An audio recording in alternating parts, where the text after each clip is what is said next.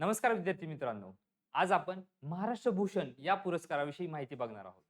तर हा पुरस्कार कोण देतं? महाराष्ट्र शासनाचा सर्वोच्च नागरी पुरस्कार हा आहे. याची स्थापना 1995 ला झाली. पण पहिल्यांदा हा अवॉर्ड 1996 रोजी पु. ल. देशपांडे यांना दिला गेला. हा अवॉर्ड कुणाला दिला जातो? तर साहित्य, क्रीडा, विज्ञान, समाजसेवा, सार्वजनिक प्रशासन, पत्रकारिता आणि आरोग्य सेवा यामध्ये उल्लेखनीय काम करणाऱ्या व्यक्तीला हा अवॉर्ड दिला जातो. याचं स्वरूप कसं असतं?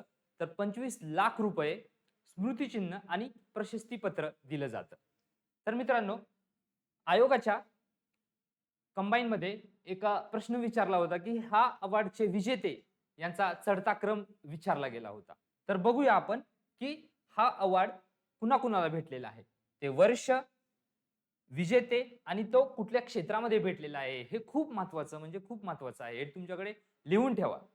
सगळ्यात महत्त्वाचं म्हणजे भारतीय शिल्पकलेला आणि उल्लेखनीय काम करणारे जे काही शिल्पकार राम सुतार आहेत, त्यांचं नुकतंच निधन झालेलं आहे. म्हणून त्यांच्यावरती प्रश्न येण्याची दाट शक्यता आहे बघा.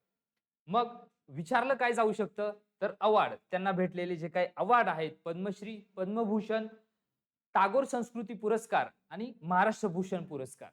तसेच त्यांनी केलेले कार्य हे तुमच्याकडे महत्त्वाचं टिपून ठेवा आणि यावरती अभ्यास करा.